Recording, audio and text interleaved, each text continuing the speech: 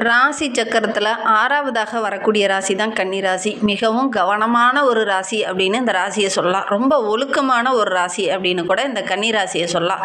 ரொம்ப விவேகமான ஒரு ராசி அப்படின்னு கூட உங்களை சொல்லலாம். ஏன்னா ஒவ்வொரு விஷயத்தையுமே ரொம்ப யோசித்து முடிவெடுக்கக்கூடியவங்க. ஏன்னா இங்கே ஆளக்கூடிய கிரகமே புதன் உச்சம் பெறக்கூடிய ஒரு ராசி இந்த கன்னி ராசி. அப்படின்னால நல்ல ஒரு பண்பாளர்களாக, நல்ல ஒரு குணவான்களாக, நல்ல ஒரு உதவி செய்யணுங்கிற ஒரு இயல்பான மனோபாவம் உடையவங்களாக இந்த கன்னி ராசி என்பர்கள் இருப்பாங்க. நுண்ணறிவு அப்படிங்கிறது இவங்களுக்கு அதிகம். கணக்கெல்லாம் அக்யூரேட்டாக போடுவாங்க. விவரங்களை ரொம்ப தெளிவாக கேட்டு தெரிஞ்சுப்பாங்க. எல்லா இடத்துலையுமே அவசரப்படாமல் பொறுமையாக நின்று நிதானமாக கவனிக்கக்கூடிய ஒரு திறன் படைத்த ராசி அப்படின்னா இந்த கன்னி ராசியை சொல்லலாம். அந்த அளவுக்கு ரொம்ப பொறுமையாக தான் இருப்பாங்க. எல்லா இடத்துலையுமே தனக்கு ஒரு மதிப்பு மரியாதை இருக்கணும் அப்படின்னு நினைக்கக்கூடிய ஒரு ராசியும் இந்த கன்னிராசி அன்பர்கள் தான். சில நேரங்களில் பார்த்திங்கன்னா இவங்க அதிகமாக ரூல்ஸ் போடுறதுனால ஒரு சிலருக்கு ரொம்ப இவங்க கட்டுப்படுத்துகிறாங்க, ரொம்ப பர்ஃபெக்டாக இருக்கணும் எதிர்பார்க்காங்க அப்படின்னு நினச்சி ஒரு சில விமர்சனங்களுக்கு உள்ளாகக்கூடிய ஒரு ராசியும் இந்த கன்னிராசி அன்பர்கள் தான் அப்படின்னு சொல்லலாம். பெரும்பாலும் பார்த்திங்கன்னா இது அவங்களுக்கு கவலையாக தான் இருக்கும். இருந்தாலும் மன அழுத்தத்தை அதிகமாக சந்திக்கக்கூடிய ஒரு ராசியும் இந்த கன்னிராசி அன்பர்கள் தான் அப்படின்னு சொல்லலாம். இதனால் கொஞ்சம் நிம்மதி குறையிற மாதிரி, நிறைய மன அழுத்தம் வர மாதிரி ஒரு சூழ்நிலை பெரும்பாலும் இந்த கன்னிராசி என்பர்களுக்கு ஏற்படும் அப்படின்னு சொல்லலாம்.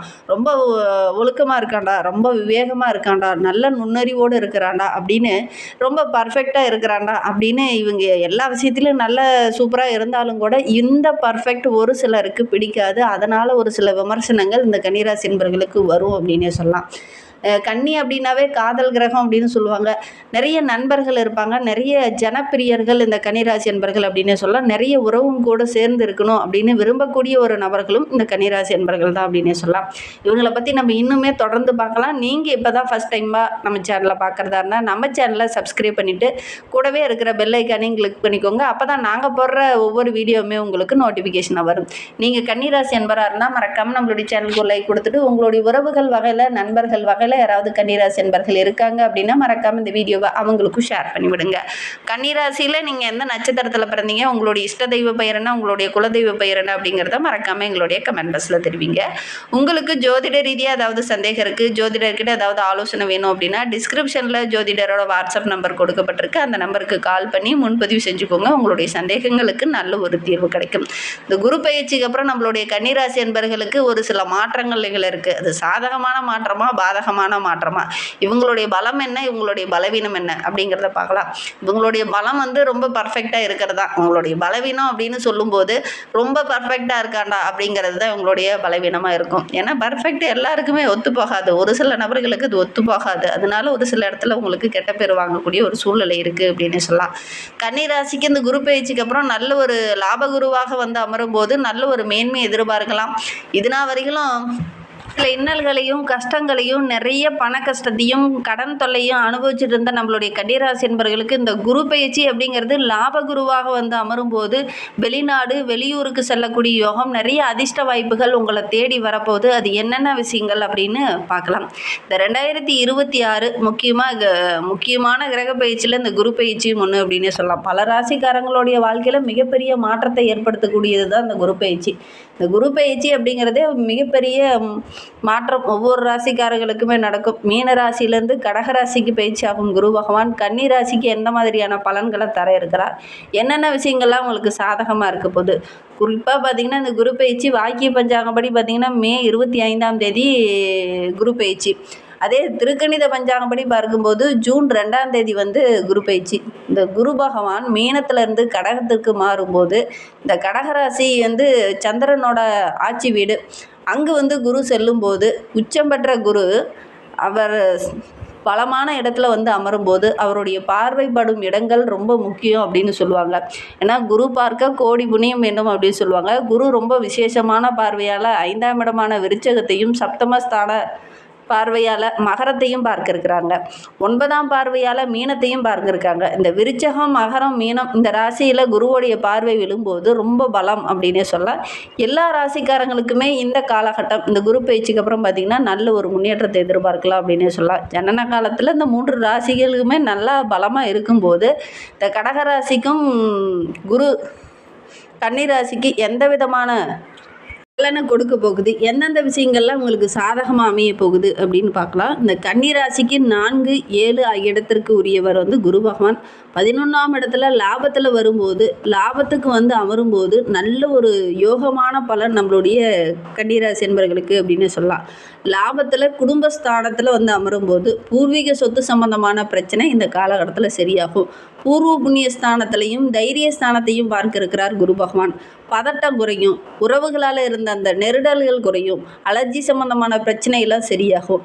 அதே மாதிரி வாயு சம்மந்தமான பிரச்சனை, தோல் சம்மந்தமான பிரச்சனையெல்லாம் இந்த காலகட்டத்தில் உங்களுக்கு அதிலிருந்து ஒரு விடுவு காலம் கிடைக்க போகுது. குறிப்பாக பார்த்திங்கன்னா கன்னிராசி அப்படின்னாவே வைட்டமின் சம்மந்தமான பாதிப்புகள் கொஞ்சம் இருக்கும். அதெல்லாம் இந்த காலகட்டத்தில் சரியாகும். நிறைய நன்மைகள் கிடைக்கக்கூடிய ஒரு யோகமான கிரக அமைப்பு அப்படின்னு சொல்லலாம். ஏன்னா குரு பகவான் 11ஆம் இடத்துல அமர்ந்திருக்கிறார். லாபகுருவாக அமரும் போது நிறைய மாற்றங்களை இவங்க சந்திக்க இருக்காங்க அப்படின்னு சொல்லலாம். மாற்றங்கள் வரத்துக்கான ஒரு யோகமான கிரக அமைப்பு அப்படின்னு சொல்லலாம். நிறைய நன்மைகள் கிடைக்க போகுது. கோவில் திருப்பணிக்காக நிறைய நல்ல விஷயங்கள் நீங்கள் செய்ய போகிறீங்க. கடல் கடந்து தொழில் செய்ய போகிறீங்க. உத்தியோகத்தில் வியாபாரத்தில் நல்ல லாபம் கிடைக்க போகுது. ஈரான், அமெரிக்கா போன்ற நாடுகள் நிறைய போர் செஞ்சுக்கிட்டு இருந்தாலும் இந்த காலகட்டத்தில் நிறைய நன்மைகள் பெறக்கூடிய ஒரு அருமையான ராசி நம்மளுடைய கன்னிராசி அப்படின்னே சொல்லலாம். நிறைய பயணங்கள் செல்லக்கூடிய கிரக அமைப்பாக தான் நம்மளுடைய கன்னிராசி என்பவர்களுக்கு இந்த காலகட்டம் அமைந்திருக்கு அப்படின்னே சொல்லலாம்.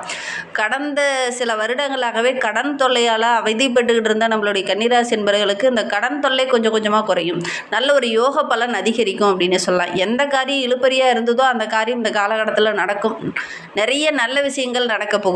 நிறைய பிரச்சனைகளை மாட்டிகிட்டு இருந்த கன்னிராசி என்பவர்களுக்கு அந்த பிரச்சனையிலேருந்து ஒரு விடுவு காலம் கிடைத்தால் எப்படி இருக்கும், அப்படி அந்த சிக்கல்கள் எல்லாம் தீரக்கூடிய ஒரு அருமையான கிரக அமைப்பு தான் இந்த குரு பயிற்சி நம்மளுடைய கன்னிராசி என்பவர்களுக்கு அமைந்திருக்கு அப்படின்னு சொல்லலாம்.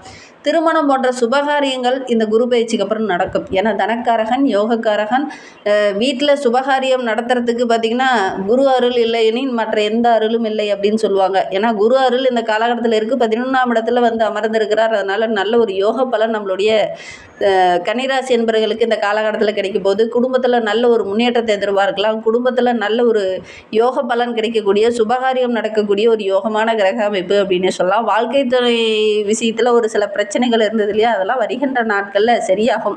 நல்ல ஒரு இணக்கமான சூழ்நிலை இருக்கும். சமுதாயத்து மத்தியில் கூட நல்ல ஒரு பாராட்டுக்குரிய நபராக இந்த கன்னிராசி என்பவர்கள் வருகின்ற நாட்களில் வர போகிறீங்க. 7 சனி இருந்தாலும் அடுத்தடுத்து திருமணம் போன்ற சுபகாரியங்கள் நடக்கக்கூடிய யோகம் இருக்குது. காதலிச்சிட்டு இருக்கவங்க காதலியை கரம்பிடிக்கக்கூடிய யோகம் இருக்குது. ஏன்னா ஒரு சிலர்லாம் பல வருடங்களை காதலிச்சிட்டு இருப்பீங்க. ஆனால் திருமணத்திற்காக வீட்டில் போய் அனுமதி கேட்டிருப்பீங்க. அது தர முடியாது, மறுத்திருப்பாங்க. ஆனால் இந்த காலகட்டத்தில் அதெல்லாம் போய் கேட்டிங்க அப்படின்னா அனுமதி கிடைக்கும். திருமணம் போன்ற சுபகாரியங்கள் நடக்கக்கூடிய யோகம் இருக்குது. விவாகரத்தானவங்க கூட நினைத்ததை சாதிக்கக்கூடிய ஒரு யோகமான கிரக அமைப்பு அப்படின்னு சொல்லலாம். ஒரு சிலர்லாம் பிரிஞ்சு கூட இருப்பீங்க. இந்த காலகட்டத்தில் இணையக்கூடிய யோகம் இருக்குது அப்படின்னு சொல்லலாம். இந்த காலகட்டத்தை பொறுத்த வரைக்கும் நம்மளுடைய கன்னிராசி அன்பர்கள் நிறைய நல்ல விஷயங்கள் நடக்கக்கூடிய ஒரு யோகமான கிரக அமைப்பு அப்படின்னே சொல்லலாம். நல்லது நடக்கக்கூடிய காலகட்டம். முதலீடுகள்லாம் செய்யும்போது கொஞ்சம் கவனமாக இருந்துக்கோங்க. பெருசாக முதலீடு போடுறீங்க அப்படின்னா கொஞ்சம் உங்களுடைய ஜனன ஜாதகத்தை பார்த்துக்கிறது நல்லது. உங்களுடைய ஜனன ஜாதகத்தை பார்க்கணுன்னா டிஸ்கிரிப்ஷனில் நம்பர் கொடுத்துருக்கோம். அந்த நம்பருக்கு கான்டாக்ட் பண்ணுங்கள். வங்கியில் வேலை செஞ்சிட்ருக்கீங்க அப்படின்னா இந்த நிதி சம்மந்தமான விஷயத்தில் கொஞ்சம் கவனமாக இருந்துக்கோங்க. ஏன்னா இந்த நிதியில் ஏமாறக்கூடிய ஒரு சூழ்நிலை இருக்குது. அதனால் அக்கம் பக்கம் உறவுங்கிட்ட பேசும்போது அல்லது நிதி சம்மந்தமாக யாருக்காவது ஜாமீன் போடுறீங்க அப்படின்னா இதெல்லாம் கொஞ்சம் விசாரிச்சுக்கிட்டு செய்யுங்க. அவசரப்பட்டு யாருக்கும் முன்ஜாமீன் நீங்கள் போட வேண்டாம். நிறைய அற்புதமான பலன்கள் கிடைக்கும் அப்படின்னா கூட இந்த 2 விஷயத்துலேயும் நீங்கள் கொஞ்சம் கவனமாக தான் இருந்துக்கணும். மற்றபடி எல்லா விதமான நன்மைகளும் கிடைக்கக்கூடிய ஒரு யோகமான கிரக அமைப்பு தான் அந்த கன்னிராசி என்பவர்களுக்கு அப்படின்னு சொல்லலாம். இந்த குரு பயிற்சிக்கு அப்புறம் பார்த்திங்கன்னா திருவனந்தபுரம் அருகே இருக்கக்கூடிய ஆனந்த பத்மநாதர் கோவிலுக்கு போய் நீங்கள் ஒரு முறை வழிபட்டுடுவாங்க. அங்கே இருக்கக்கூடிய ஸ்ரீரங்கரை வழிபட்டுக்கிடுவாங்க. கீழ்த்திருப்பதியில் உள்ள கோவிந்தராஜ பெருமாளை போய் வழிபட்டுடுவாங்க. நீங்கள் எடுக்கிற காரியங்கள் எல்லாமே உங்களுக்கு நன்மையாக அமையும். நிறைய நல்ல விஷயங்கள் தொடர்ச்சியாக உங்களுக்கு கிடைக்கணும் அப்படின்னா இந்த கோவில்களுக்கெல்லாம் சென்று நீங்கள் வழிபடுறது ரொம்ப நல்லது. வியாழக்கிழமை தோறும் குரு பகவானுக்கு, நவகிரகங்களில் உள்ள குரு பகவானுக்கு ஒரு நெய் தீபம் போட்டு வழிபட்டுடுவாங்க. அதே மாதிரி குரு தட்சிணாமூர்த்திக்கு மஞ்சள் நிற வஸ்திரமோ அல்லது மஞ்சள் நிற மலர்களோ வியாழக்கிழமை தோறும் போய் சாற்றி வழிபட்டுடுவாங்க. நீங்கள் எடுக்கிற காரியங்கள் எல்லாமே உங்களுக்கு வெற்றியாமையும் நம்பிக்கையோடு அதை செஞ்சு பாருங்கள்.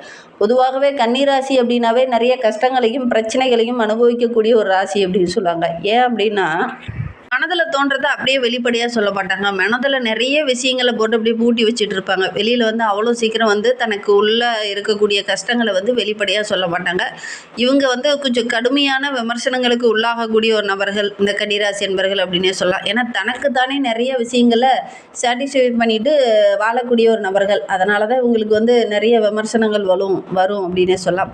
அதிகமாக பார்த்திங்கன்னா நடந்து முடிஞ்ச விஷயத்தை மீண்டும் மீண்டும் ரீகால்குலேட் பண்ணி அதை மீண்டும் மீண்டும் வருத்தப்படக்கூடிய ஒரு நபர்கள் அப்படின்னு இந்த கன்னிராசி என்பர்கள் சொல்லுவாங்க. பொதுவாகவே பார்த்திங்கன்னா உங்களுக்கு மன அழுத்தம் அதிகமாக இருக்கிறதுக்கான வாய்ப்புகள் இருக்குது அப்படின்னே சொல்லலாம். ஸோ ரொம்ப வந்து பர்ஃபெக்டாக இருக்கிறது இவங்களுக்கு ஒரு சில இடைஞ்சல்களை கொடுக்கும் அப்படின்னே சொல்லலாம். நிறைய சிரமங்களை அனுபவிக்கக்கூடிய ஒரு நபர்களாகவும் இந்த கன்னிராசி என்பர்கள் இருப்பாங்க. வாழ்க்கையில் ரொம்ப ஒழுக்கமாக இருக்கணும், திட்டமிட்டு வாழணும், கரெக்டாக பர்ஃபெக்டாக இருக்கணும், வீட்டில் உள்ள பொருள்களை நீட்டாக வச்சுருக்கணும், அதேமாதிரி ரொம்ப விவேகமாக எல்லா இடத்துலையும் ஆராய்ந்து செயல்படணும் அப்படின்னு நினைக்கக்கூடிய ஒரு நபர்களும் இந்த கன்னிராசி என்பர்கள் தான். பிறருக்கு உதவணும் அப்படிங்கிற ஒரு விருப்பம் உள்ள ஒரு நபர்கள், ஒவ்வொரு விஷயத்தையுமே நுணுக்கமாக ஆராயக்கூடிய ஒரு நபர்கள் அப்படின்னு இந்த கன்னிராசி என்பர்களை சொல்லலாம். நிறைய விஷயங்களை சின்னதாக தான் இருக்கும், ஆனால் இவங்க பார்த்திங்கன்னா அதில் அலசி ஆராய்ந்து அதில் உள்ள நிறைய விவரங்களை ஆராய்ந்து அதுக்கப்புறம் தான் ஒரு முடிவு எடுப்பாங்க. அதனால தான் இந்த கன்னிராசி அன்பர்கிட்ட இருக்கக்கூடிய ஒரு ஸ்பெஷல் அப்படின்னு கூட அதை சொல்லலாம். ஏன்னா அவ்வளோ சீக்கிரம் யாரும் இவங்களை ஏமாற்ற முடியாது. ரொம்ப புத்திசாலிகளாக இருப்பாங்க, ரொம்ப திறமசாலிகளாக இருப்பாங்க.